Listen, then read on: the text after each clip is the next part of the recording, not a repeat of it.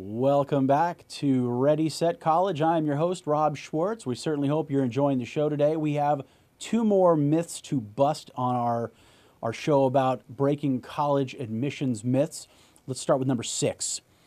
Unless you have amazing grades and test scores, you will have to pay full price for college.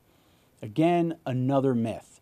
This has a lot more to do with the school selection than it does anything else. When you think about the cost of college and you're looking at that COA, that cost of attendance, and all the things that fall into that category, you also have to realize that is for an average student attending that school. If you want to incentivize that college or that university to sweeten the deal and push some more money into the pot, what do you have to do? Well, the schools on that end, you have to make sure you are a stronger candidate than the average. You have to be a top dog. You have to be what we generally consider the top 20 to 25% of the incoming freshman class based on curriculum, grades, test scores. If you're in that category, those colleges, those universities, they know in advance you have better options, at least in terms of U.S. News and World Ranking, which if you watch the show long enough, you'll realize I don't believe in. But you have better, quote, schools on the list. And if they don't send you a little extra something to show how much they appreciate you and show you how much they really want you to attend that school, you're going to choose somewhere else. So they will incentivize you. What do we call those? Merit-based scholarships. So when you're building your college list, if money is a significant issue, make sure you're providing yourself a couple of extra outs. You guys refer to them as safety schools, where your odds of getting in, pretty much a slam dunk. You know you're going to get in. You want to know how much money they're going to offer you.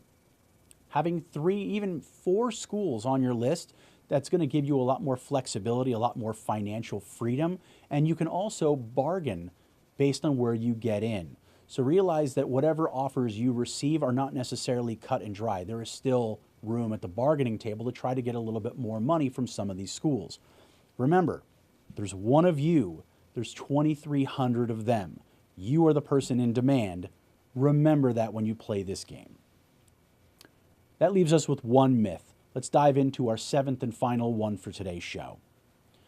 I have to apply to at least 15 colleges to get a good selection of schools to choose from. Again, this is not true. Now, I have had clients and students I've worked with who have applied to more than 15 schools. It's not something I generally recommend, though. If you're picking a good, quality, balanced list, you know yourself, you know what you're capable of, you know what you want, you know where you are willing to go, and you know where you are not willing to go.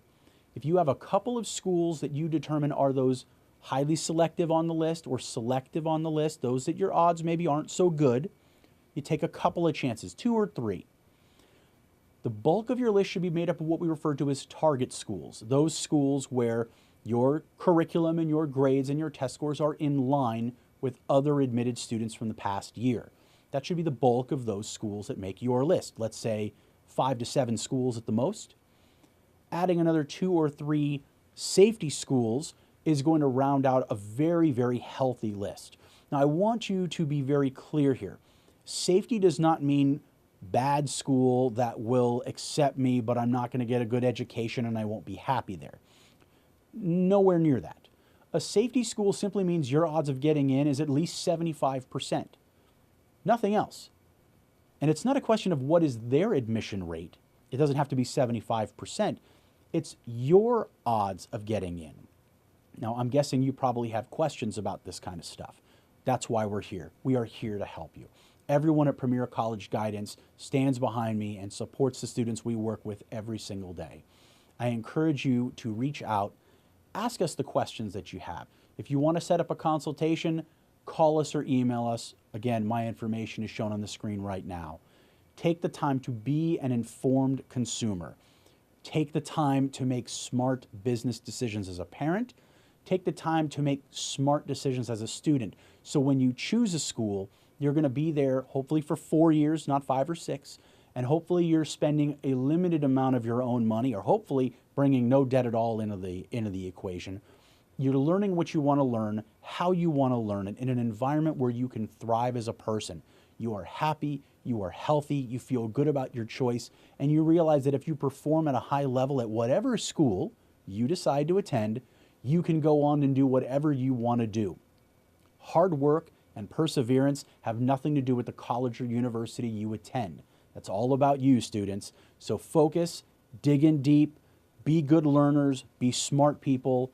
Come back and see us next week on Ready, Set, College. Have a good night.